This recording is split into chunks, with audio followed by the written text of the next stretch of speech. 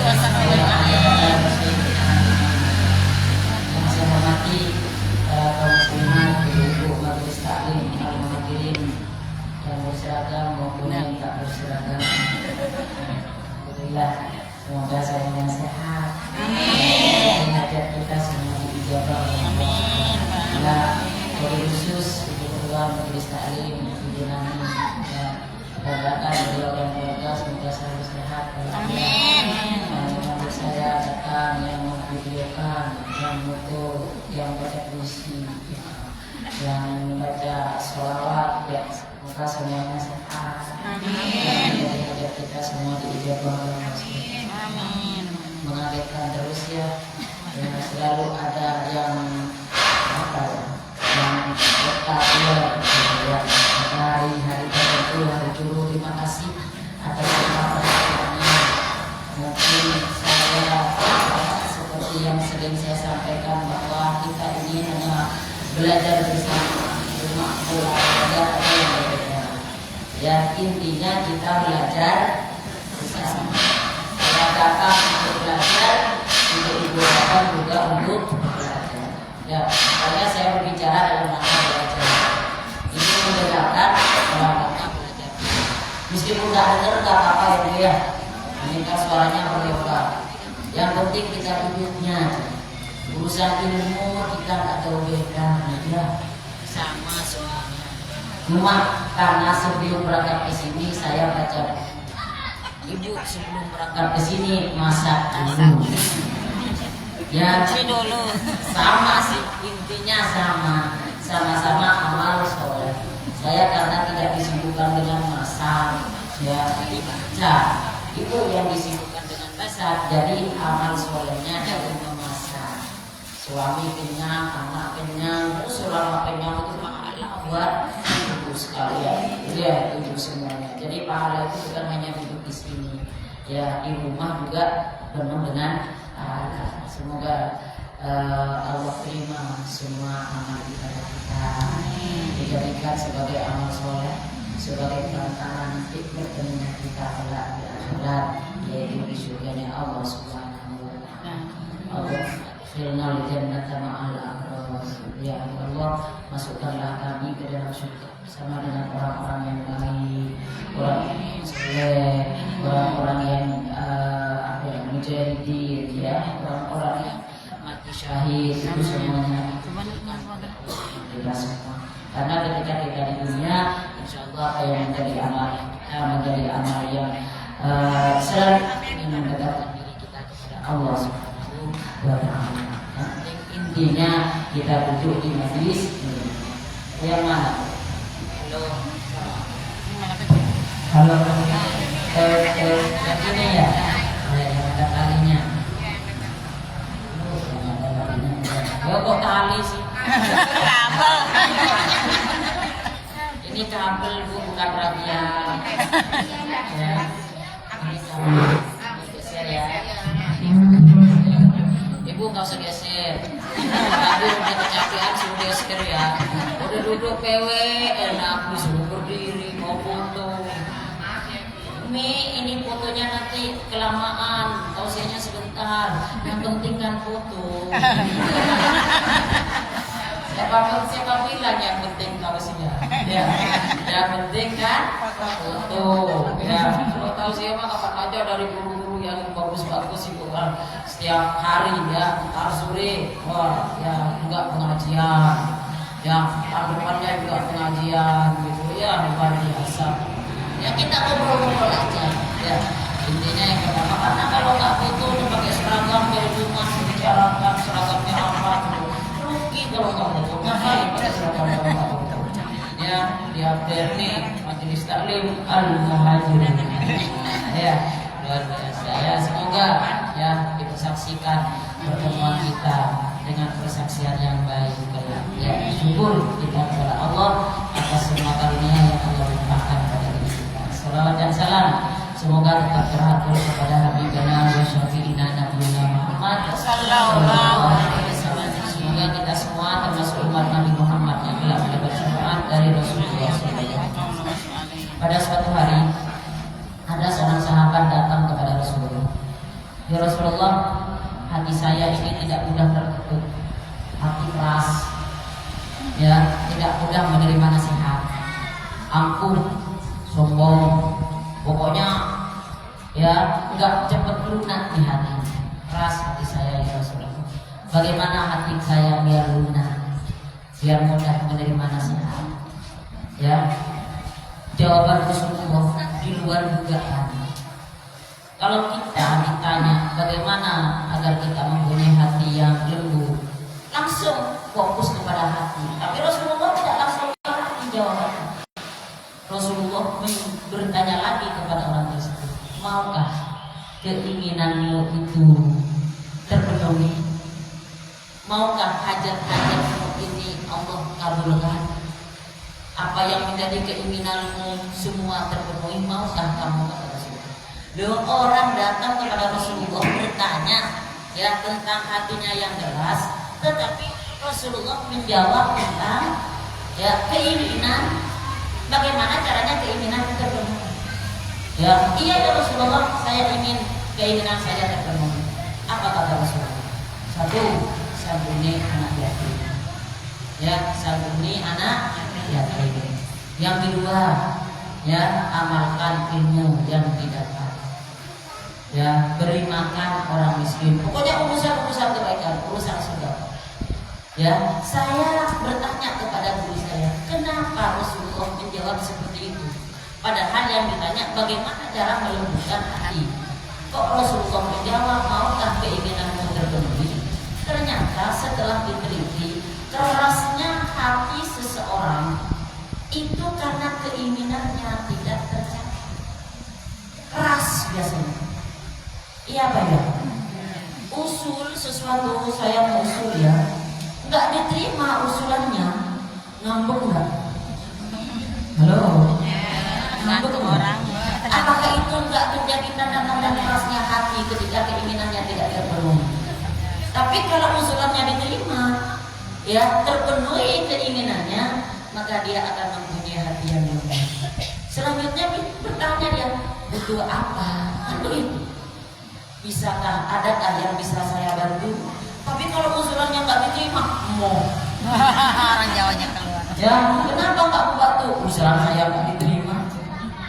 Ya, halo. Merasa. Bukan hanya di lingkungan, di dalam rumah tangga juga begitu. Kalau keinginannya tidak terpenuhi, hati itu semakin mengeras.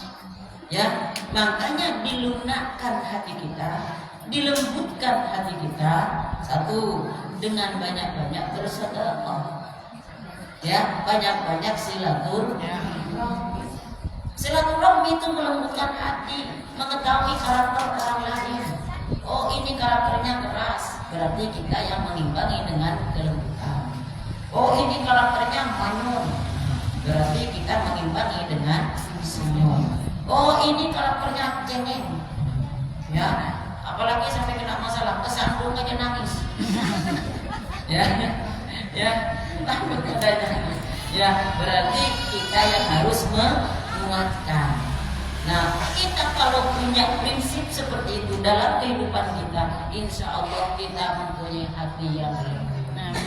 Ya, hati yang mudah, ketika dinasihati itu mudah ikut. Ya, mudah luluh, meskipun tidak pada saat itu dibawa pulang dulu itu nasihat. Sampai ke rumah dipikir, kalau perlu makan dulu, mandi dulu. Ya, karena berpikir dalam keadaan lapar itu emosi. Ya, halo. Ya. Berpikir dalam keadaan lapar, emosi biasanya. Makanya kita kalau dalam keadaan berpuasa enggak usah banyak mikir. Makanya kalau mendekati bulan Ramadan, baju baru beli sekarang. Ya, baju baru beli sekarang, apa beresin rumah. Makanya persiapan kita untuk memasuki bulan Ramadan ini kan sudah berapa. Untuk memasuki bulan Ramadan, untuk urusan fisik sekarang itu beresin. Kerja bakti sekarang, mau ngecat rumah, ya jangan nunggu nanti Ramadan. Kalau Ramadan kita persiapkan diri kita, ya untuk tenang, santai agar ibadah kita, ya menjadi ibadah yang dilaksanakan oleh kita dalam keridhaan, dalam keikhlasan. Ya, lapar tak terasa lapar, ya Pak ya. Ya. Halo. Ya. Nah, begitulah ya Rasulullah Shallallahu Alaihi Wasallam ketika menyampaikan. Makanya ketika kita menelisik apa yang disampaikan oleh Rasulullah, itu di dalamnya penuh dengan makna, penuh dengan arti. Satu kata jawaban Rasulullah, tapi ketika kita bahas 3 hari tidak selesai. Ya, membahas apa yang disampaikan oleh Rasulullah. Ya Rasulullah, saya ini termasuk orang yang berikan nasihat kepada saya, kata seseorang, kata sahabat, berikan nasihat kepada saya yang saya tidak akan pernah bertanya lagi kepada orang lain. Ya, kumpulan semua perbuatan amaliyah ada di situ jawaban Rasulullah. Apa jawaban Rasulullah? Qalu rabbunallahu tsumastaqim. Qalu, berkatalah kalian, ya berkatalah kamu, rabbunallahu, Tuhan saya adalah Allah, tsumastaqim, kemudian istiqomah. Ya, kita mau menjelaskan tentang ketauhidan kita kepada Allah, itu luar biasa.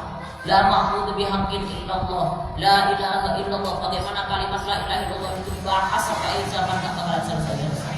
Allahnya itu la apa? La itu adalah nafi, ala nafi adalah tauhid. Itu luas. Ya, ilmu seperti itu. Rasulullah hanya menjawab, qalu rabbunallahu tsumastaqim.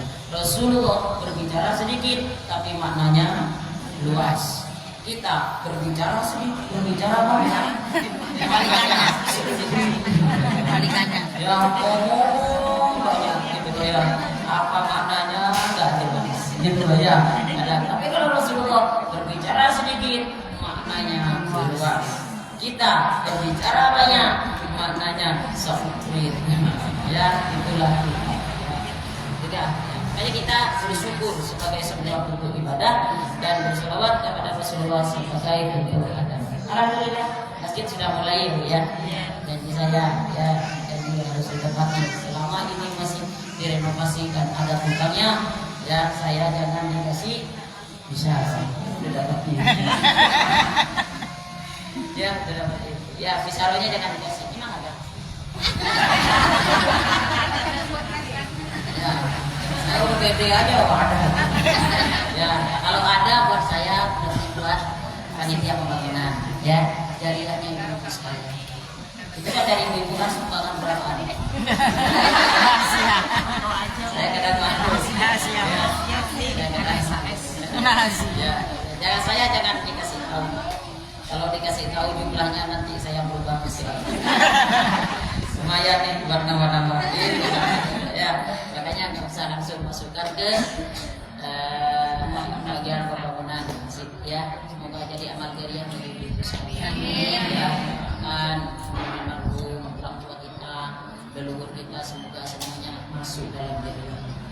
Ya, apa dikit-dikit dipanggil sama mereka. Ibu Sulastri gitu.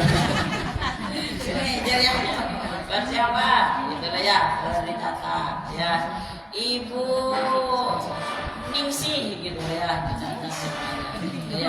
Kenapa? Karena jariah kita semuanya. Oh, man bana masjidan, banallahu baitan fil jannah. Oh, siapa yang di dunia membangun masjid, banallahu baitan fil jannah, maka Allah akan bangunkan rumah di surga. Alamnya surga pembalasannya.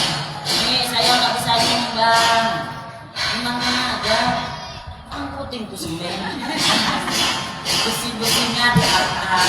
Mau dibawa kemana ini Pak? Biarin sekali angkut saya Pak, biar nanti menjadi saksi sedikit tapi nanti kesaksiannya. Ingat ketika merpati, tahu merpati? Ya, merpati. Ketika merpati meniup-niup api yang membakar Nabi Sulaiman, Nabi Ibrahim, yang membakar Nabi Ibrahim, itu diketawain sama setan. Ya, merpati, seekor merpati meniup-niup apa? Api yang membakar Nabi Ibrahim. Diketawain sama setan. Ngapain kamu, Mer? Kan panggilannya Mary itu. Merpati panggilannya. Mau ngapain kamu, Mer? Gitu loh ya. Ya, meniup-niup itu nggak bakalan mati karena tiupanmu itu nggak seberapa. Apa kata merpati? Nggak apa-apa. Api yang membakar Nabi Ibrahim itu tidak mati karena tiupan saya, tetapi saya punya jawaban nanti ketika di hadapan Allah. Pada saat Nabi Ibrahim dibakar oleh Raja Namrud, apa yang kamu kerjakan wahai merpati? Ya, saya berusaha untuk meludahi seperti apa sih ludahnya merpati. Ya, kita ada merpati depan kita meludah ke kita kali nggak kena. Gitu, ya. Saya sudah meludahi ya Allah. Saya sudah meniup agar api itu mati.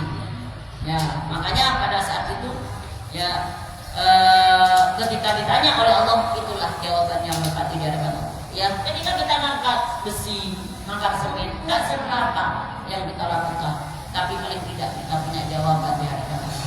Ketika dulu Al-Muhajirin berdiri renovasi, dibangun, ditingkat untuk bersujud kepada tempat bersujud kepada Tuhan, apa yang kamu kerjakan? Saya ngangkat semen ya. Tapi setelah saya angkat, sama tukangnya diangkat lagi di bawah.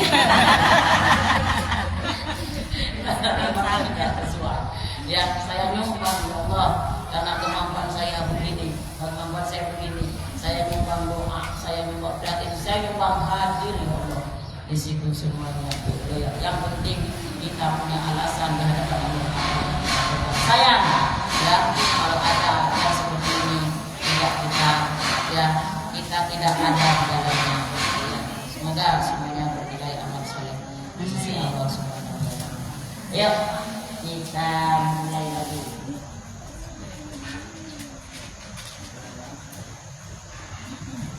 Bismillahirrahmanirrahim. Kita belajar sebab-sebab mandi wajib. Kemarin udah sampai nomor 3 ya. Yang pertama bersetubuh. Udah bisa kan semuanya? Ya. Gak usah dijelasin ya. Udah tahu caranya kan? Ya, bersetubuh. Jima itu artinya berkumpul. Ya, makanya ada jemaah. Jemaah itu artinya kumpulan. Ya, kumpulan itu namanya jemaah. Kalau jemaah berkumpul. Terus yang kedua keluar mani, baik keluarnya karena mimpi ataupun sebab lain, pakai tang, ya, apa ya, bermimpi atau dengan yang lain. Yang ketiga mati, orang mati itu wajib mandi, ya, tapi mandinya dimandiin, nggak mandi sendiri. Ya, kalau ada orang mati mandi sendiri, kabur semuanya. Ya, kabur.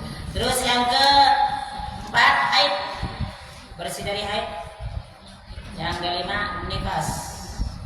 Yang keenam wiladah. Ya. Jadi yang ketiga mati, yang keempat haid. Ya, orang haid itu kalau sudah bersih harus mandi. Ya, harus mandi kalau udah bersih. Makanya dilihatin bersih atau enggak. Ya, wajib hukumnya mandi.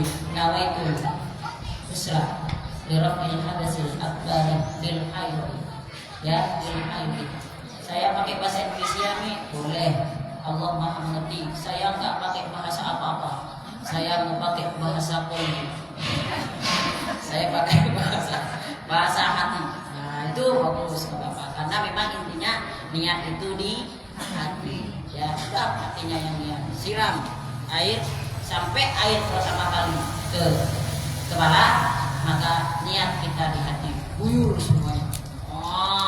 Tidak ada sesuatu yang nggak kena air sama sekali. Tidak ada sesuatu yang menempel di tubuh kita yang menghalangi sampainya air ke kulit. Itu nggak boleh.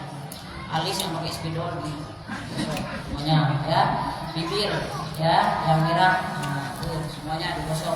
Mungkin ibu ngadon kue, ya, mungkin ada adonan kue, hand body lotion yang ada di tubuh kita. Resken, parfum kocok, GPU, ya, racun itu biasanya, ya, minyak telon itu semuanya ya digosok-gosok semuanya. Khawatir ya tetap nempel di tubuh sehingga menutupi pori-pori tubuh dan tidak sampainya air ke mulut. Ya, itu semuanya diperhatikan.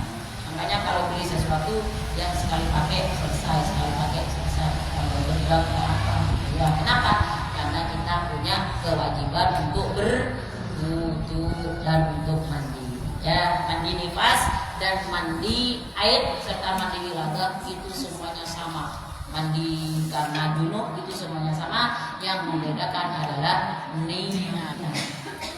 Ya, yang membedakan niat. Semuanya sama. Nah, kalau orang mati itu baru ya, saya niat memandikan hadal mayit. Nah, ada hadal mayitnya.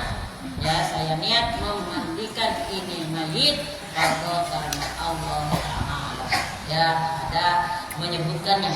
Namanya sebut kami? Enggak harus disebut hadal mayit aja. Itu merupakan sebuah kalau ada isim isyarahnya, ya, ada kata penduduknya, itu jelas bahwa mayitnya ya yang kita mandikan. Ada yang ditanya dulu di sini, Bu? Ini udah dijelasin. Ya, dan kemarin. Terus yang selanjutnya, paham ya? Belum. Ya, terus yang selanjutnya fardu mandi. Apa fardunya mandi? Satu, ya ada dua fardunya mandi, Bu. Satu, niat. Dua, meratakan air ke seluruh tubuh. Ya, satu, niat. Dua, meratakan air ke seluruh tubuh. Ya, makanya kalau yang enak itu satu niat. Ya, kalau mau mandi di laut, mandi di kali, ya niat, ya niat nyemplung lompat tuh, itu bahasa semua itu, ya bahasa semua selesai. Nah, itu usaha film si akbar bil haid, nah ya baru udah selesai. Ini boleh nggak mandi besar di kolam renang? Kolam renang, ya jalan-jalan sama anak terus mandi besar di kolam renang, ya khawatir airnya tidak termasuk air yang suci dan mensucikan, karena kolam renang itu semuanya ngumpul, busa ngumpul, kencing juga ya, ada orang kencing. Saya pernah mandi renang sama teman-teman, sama tetangga. Ayo Mi renang, ayo. Saya ajak renang. Dia itu takut, ya. Saya itu kan ke tengah, dia itu di pinggir aja. Saya tarik, ayo ke tengah, enggak takut katanya, ya. Belum, cuma dalam segini, di waterboom, ya, cuma dalam segini ya di bagian depan. Nah, ayo saya tarik gitu. Saya mau narik dia, kok air di dekat dia amat. Marah itu ya. Ya, air. Saya gini, kok angetnya air. Kencing ya. Ketawa dia cekik kan. Kencingin saya. Udah, saya dikencingin sama dia. Ya, udah. Nah, udah saya saya ajarin betul. Jadi akhirnya saya ajakin prosotan kan, prosotan. Yang di sini aja nih, aku tinggi. Ayo naik ke sini. Saya kan dendam tuh. Dendam saya dikencingin. Dendam. Ya, saya memang sengaja cari yang paling tinggi di atas, yang hanya pakai, yang nggak pakai itu, yang nggak pakai ban. Ya, bannya nih nggak usah ada di atas. Naik ke atas. Dia kan agak menakut. Aduh gitu kan. Mau prosotan aduh saya pendam dari belakang. Saya dari belakang nyusul dia. Katanya, Umi balas dendam. Siapa suruh saya dikencingin lagi. Sayangnya akhirnya ada ban satu yang tunggal itu. Saya sewa di atas, langsung saya pakai ban. Enak Umi. Yang saya nggak dikasih ban, saya memang mau balas dendam. Saya bawa ke atas, saya dikencingin karena saya jadi kalau kita di kolam renang itu mungkin ada airnya tidak suci dan mensucikan. Jadi jangan lihat orang yang besar di kolam renang. Ya kalau di laut itu boleh karena airnya suci dan bangkainya juga suci. Bangkainya air laut itu suci. Itu kalau mau SpongeBob terus digoreng. SpongeBob, Squidward, Patrick, ya di laut ya digoreng, ya gitu boleh. Karena SpongeBob itu binatang laut kan. Ya. Tapi kalau ada itu apa yang matanya satu, yang matanya satu, bajak laut. Bajak laut. Kalau bajak laut nggak boleh. boleh ada bajak laut terus dicari-cari kita. Ya, jadi fardunya mandi itu ada dua, satu niat, dua meratakan air ke seluruh tubuh. Terus bagaimana? Gigi itu berhubung. Kenapa? Karena kalau kita ngobrol dengan orang lain, gigi kita kelihatan. Gigi itu termasuk tubuh. Besi itu semuanya dalam-dalamnya kuku, lepitan-lepitan. Perempuan itu banyak lipatannya. Ya, ada berapa lipatan? Leher, ketiak lipat. Ya, payudara lipat. Ya, beda size, beda lipatan. Ya kan? Ya, beda size, beda lipatan. Yang bawah juga. Oh, berapa lipatan itu? Ya, harus dilihat semuanya. Ya, lipat-lipat. Makanya diperhatikan ketika kita mandi besar, lipatannya itu harus diperhatikan. Itu yang disampaikan di dalam kitab Fathul Mu'in. Ya, bahwa memperhatikan lipat-lipatan itu termasuk anjuran. Karena dalam lipatan itu ada yang tidak dibasahin oleh air saja, tidak sah mandinya kita. Kalau mandi kita tidak sah, berarti wudhu kita nggak sah. Kalau wudhu kita nggak sah, berarti salat kita nggak sah. Lembek kan teman-teman? Ya, makanya belajar fikih itu penting begitu. Makanya namanya fikih. Apa itu fikih? Fikih itu paham. Ya, paham agama itu intinya di fikih. Ya, kenapa? Karena manusia itu ya wajib bersuci. Suci itu diajarkan dalam ilmu. Yang selanjutnya sunnah mandi. Ada sunnah mandi, ada mandi sunnah. Sunnah mandi. Apa diantaranya sunnah mandi? Yang pertama membaca basmalah pada permulaan mandi. Membaca basmalah. Kalau kita mandi di kamar mandi, baca basmalahnya di hati, jangan diucapkan. Kalau kita wudhu di kamar mandi juga di hati, jangan diucapkan. Makruh kalau mengucapkan lafaz-lafaz Allah di dalam kamar mandi, kecuali kita wudhu di tempat yang terbuka, yang luar ya, tempat khusus, tempat wudhu itu boleh. Tapi kalau di toilet ya basmalahnya di dalam hati ya. Bismillahirrahmanirrahim. Terus yang kedua yang menjadi sunnah itu berwudhu sebelum mandi. Berwudhu ya, harus berwudhu dulu sebelum mandi, itu hukumnya sunnah. Menjaga kesunahan itu termasuk dawamul wudhu, bukan wudhu buat sholat. Ya, kayak kita kesini, wudhu itu kalau disandarkan kepada sesuatu yang wajib, hukumnya wajib. Tapi kalau disandarkan pada yang sunnah, maka hukumnya sunnah. Wudhu disandarkan kepada yang wajib, seperti sholat, maka wudhu itu wajib. Kenapa? Karena sholatnya wajib. Tapi kalau disandarkan kepada sesuatu yang sunnah, maka hukumnya sunnah. Seperti kita mau datang ke majelis taklim, berwudu sebelum berangkat ke majelis taklim, itu hukumnya sunnah. Ya, wudu. Yang ketiga menggosok-gosok, gosok-gosok pakai sabun, itu hukumnya sunnah. Gak punya sabun, pakai daun jeruk.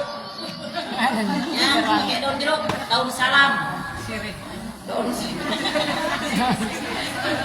pakai daun salam, ya, daun sirik. Ya, boleh.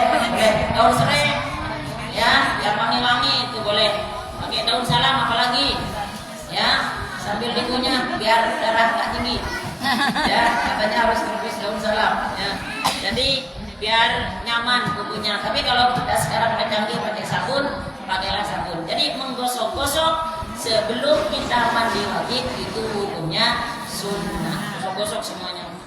Ya.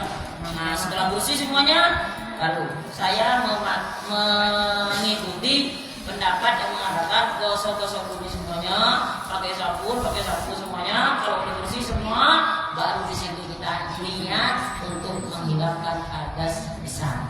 Kalau ibu mau mengikuti yang itu juga silakan, dan itu lebih baik ya. Dan semuanya bagus, kita punya dasar. Tapi kalau ibu mau yang lebih cepat seumpama ya, sebelum menggosok-gosok udah niat dari awal. Dari sampainya air ke kulit, ke rambut itu sudah kita niat ya. Jadi gosok-gosoknya di dalamnya itu. Tapi kalau saya gosok-gosok dulu pakai sabun, gosok gigi udah bersih semuanya, baru niat nawaitu bismillah lillahi hadasil akbar ya, agar ya siram ya, siram terakhir bilasan terakhir paling terakhir itu saya sertakan dengan niat. Jadi ada yang berpendapat ya di awal mandi buka baju ya, mandi buka baju udah niat. nawaitu ghusla li raf'il hadas, udah niat ya.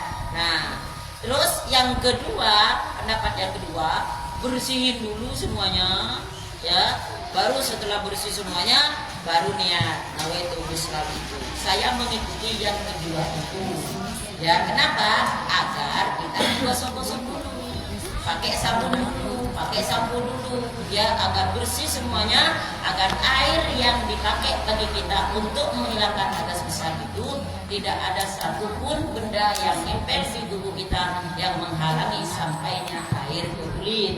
Tapi kalau kita niat dari awal, khawatir ada sesuatu yang menghalangi sampainya air ke kulit karena kita belum gosok-gosok itu tadi ya. Jadi ada yang lebih berhati-hati dalam pendapat fikih. Dua-duanya yang bagus mana? Dua-duanya sama-sama bagus, sama-sama benar dan sama-sama punya dasar. Terus yang terakhir, yang keempat mendahulukan yang kanan daripada yang kiri. Yang pertama baca basmalah, yang kedua berwudu sebelum mandi, yang ketiga menggosok-gosok seluruh badan dengan tangan, yang keempat mendahulukan yang kanan daripada yang kiri, mendahulukan yang kanan daripada yang kiri. Nah, ya, kita biasakan apa-apa itu dahulukan yang kanan. Ibu kalau pakai bedak, yang pertama kali dibedakin apa? Yang kanan. Nah, di kanan. Bedak itu ada dua pendapat. Ya, saya pernah belajar perbedakan. Ya, jadi sunahnya seperti apa? Anjurannya, ya, boleh yang kanan dulu. Nah, yang kanan dulu dibedakin sama kita. Nah, kenapa? Karena kita memuliakan yang kanan. Ada juga pendapat, ya, kalau tidak mau bedakin yang kanan dulu, dahi duluan. Nah, kenapa kok dahi duluan? Gitu ya. Karena inilah tempat akal dan otak kita. Nah, ya, makanya jangan dahulu dulu. Bedakin ini dulu coba. Ya, yang ada dasarnya itu pipi sama dahi. Ya, oh ya Min, saya dahulu diginiin aja. Dahi. Dahi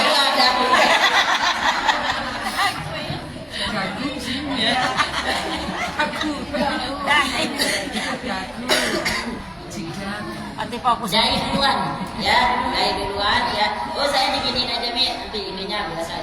Jadi ketika sisiran yang kanan dulu, ya, yang kanan dulu. Ya, nah saya lupa dulu sama guru saya mau nanya, kalau lipstik itu bawah atau atas?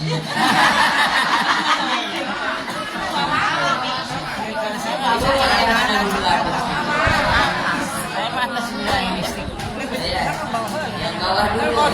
Yang bawah dulu kalau atas. Nah itu saya nggak nanya.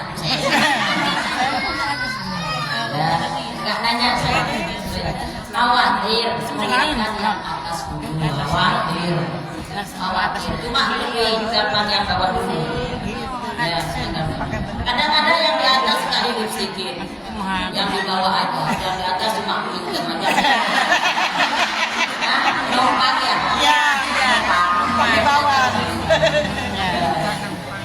Jadi yang di bawah aja yang dilipstikin itu saya nggak nanya, makanya saya nggak, terserah ibu ya. Mau atas dulu, mau apa? Kalau mata itu ada kanan dan kiri. Ya, terus yang terakhir sunnahnya mandi yang terakhir itu berturut-turut. Nah, ya, berturut-turut. Jadi tidak ada jeda lama mandi sampai terakhir. Ya, jadi seumpama ibu sampoin dulu nih, sampoin dulu. Setelah disampoin dulu, sebelum ini dikasih sabun, ibu masak. Masak dulu ya. Masak sampai ini kering. Ya, udah kering nih baru mandi badan gitu ya. Dan niatnya dari awal itu yang tidak diperbolehkan. Karena sebelum kering yang awal maka ikutin yang selanjutnya. Ya, gitulah. Ya, sunnah mandi berturut-turut. Sunnah mandi, ada mandi sunnah. Mandi sunnah. Ya, apa itu mandi sunnah? Yang pertama, mandi pada hari Jumat bagi orang yang mau melaksanakan sholat Jumat. Kalau yang nggak mau melaksanakan sholat Jumat, nggak ada kesunahannya. Jadi yang mau sholat Jumat itu sunnah melaksanakan mandi, ya mandi Jumat, mandi sunnah ketika mau melaksanakan sholat Jumat. Itu hukumnya sunnah. Nih, tapi saya ikutan mandi ya, boleh ya? Nggak apa? Perempuan itu mengharapkan pahala yang sama dengan orang yang melakukan sholat Jumat itu bisa. Dengan cara apa? Meskipun tidak sholat Jumat, dengan cara melayani suami yang mau melaksanakan sholat Jumat. Ayo Pak, kasih makan, suapin. Ya, kalau suapin mah, mau bikin pahala yang sama. Sambil suapin. Ya, makin gede sendoknya. Senang semen.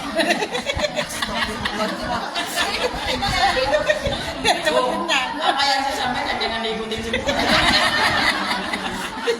Khawatir. Saya khawatir gitu ya. Saya kata siapa? Kata Umi Pak. Suaminya disuapin pakai cendol. Begitu memang Bu. Ya ini kadang-kadang ngawur gitu ya. Kalau jawab kadang ngawur gitu. Jawabannya pertanyaannya ke timur, jawabannya ke barat. Emang udah modelnya ya jadi layanin, mandiin, mandiin Bu, habis dikasih makan itu potong. Dikatin, ya, dikatin. Kenapa mah? Kenapa dimandiin? Kenapa ingin pahala juga? Kalau sholat Jumat terus, ya, terus dipotongin kukunya. Ya, jenggotnya dirapiin, ya, ya, kalau kepanjangan dikepak, ya, terus kumisnya dirapiin, gosok-gosok semuanya, halo, ukur. Iya kan, kalau saya bicara juga kerja di rumah. Saya bersih. Kalau yang kerja bekali baju yang mau dipakai untuk sholat Jumat. Bajunya. Ya bekali, ingat ya, kalau kita punya anak, punya saudara, punya suami yang baju kerjanya pendek, kan ada baju kerja yang ada ininya sampai sini ya Bu ya. Nah, karena saya sering lihat di masjid, nggak dilihat depan. Banjir. Dilihat di rumah juga. Ya saya pernah melihat, bener-bener ngelihat itu baju kerja gitu kan. Memang sekarang celana yang dipakai celana yang kadang-kadang melorotnya. Ya ketika sholat maaf itu sampai belahan yang Iya, belakang. Ngomong ini. Celengan semar. Itu kelihatan. Ya, itu saya tuh kalau habis maghrib itu kan ngajar anak-anak di masjid, ya di masalah itu ngajar. Itu ada orang sholat yang kayak begitu, ya Allah. Kalau anak saya yang begitu, saya ambilin sarung tuh langsung bungkus. Tak ada sarung gorden di apa yang ya, ini orang lain kan, saya lagi ngajar. Ya Allah, saya bilang kepada anak-anak saya, kepada yang ngajar ngaji itu tuh, kalau pakai baju nanti jangan kayak begitu. Ternyata ada ibu-ibu juga lihat di situ. Pantes aku ikut tadi musola.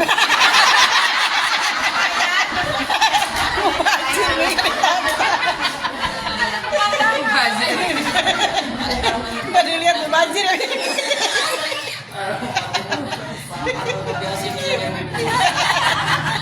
Cakepan yang di rumah pangalan tadi itu. Ya, jadi hati-hati gitu ya. Kalau perlu bawain baju khusus, kalau enggak baju dalamnya kan pakai kaos biasanya. Kaos dalamnya itu yang lebih panjang, yang bisa ditarik gitu ya. Sayang Bu, yang harusnya dilihat oleh istrinya itu dilihat bebas lagi dasar fatal. Makanya laki-laki itu auratnya baina surati wal rukbah, ya dari pusar sampai ke lutut. Itu di bawahnya kusur, ya kelihatan. Makanya fatal dia sholatnya sampai akhir salam, Kan ketika duduk tahiyat akhir kan ada begitu orangnya. Saya puas ngelihat dari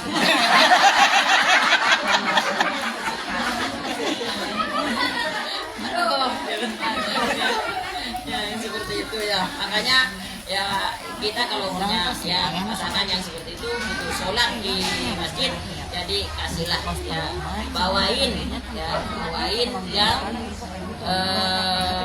baju untuk sholat Jumat. Udah bu, nggak usah, udah sholatnya udah di rumah. ya, udah setengah.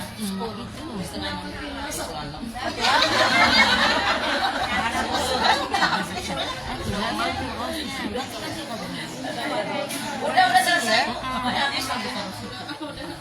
Udah ya, sampai di situ dulu ya Bu ya. Yang berkenaan dengan Lanjut lagi udah nyari. khawatir ada yang mau ada hajat. Ya, ada hajat Jadi mandi pada saat mandi sunnahnya itu hanya ya bisa kita jelaskan pada saat ini, pada saat sholat Jumat ya. Jadi mandi hari Jumat bagi orang yang mau melaksanakan sholat Jumat itu hukumnya sunnah. Dan bagi kita perempuan yang tidak sholat Jumat, kalau ingin meraih pahala keutamaan sholat Jumat, layanin pasangan kita yang mau sholat Jumat ya. Pasangan di PTB ya sebelum berangkat dipersiapkan ya apa saja yang menjadi kebutuhan pada saat sholat Jumat. Baju yang dipakai seragam di perusahaannya bagus agak ke bawah bajunya, nyaman ya, aman untuk sholat Jumat, alhamdulillah ya, meskipun tidak dibawain nggak apa-apa, tapi kalau khawatir najis dibawain ya agar nggak najis dan sholat Jumat sah. Wallahu a'lam. Ada yang ditanya? Nggak ada? Ya, cukup sekian yang saya sampaikan. Ya. Semoga apa yang menjadi obrolan kita pada pagi hari ini menjadi obrolan yang bermanfaat bagi kita semua. Ya. Dan kita semoga semuanya sehat walafiat. Terima kasih atas semua perhatiannya, ya, atas semua yang disampaikan oleh saya. Semoga menjadi kenang-kenangan yang bisa tetap menjadi pengingat di antara kita bahwa pernah ada silaturahmi di antara kita dalam ya bersama-sama kita berdoa semoga menjadi kita semoga lingkungan kita semoga menjadi lingkungan yang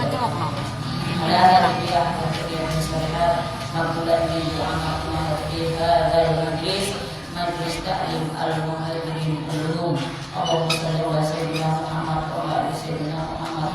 Allahumma barik lana fi umurina, barik lana fi amrina, barik lana fi ilmina, barik lana fi auladina, barik lana fi rizqina. Waghfir lana wa li walidina warhamhum kama rabbayana shighara. Amin. Rabbana hab lana min azwajina wa dhurriyyatina qurrata a'yun waj'alna lil muttaqina imama. Amin. Rabbana hab lana min as-salihin. Allahumma hadil auladana fi dunia.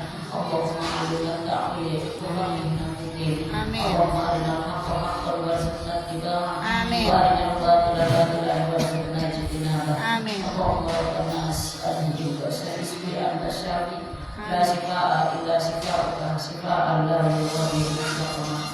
Rabbana atina ya hasanah wa fil akhirati hasanah wa qina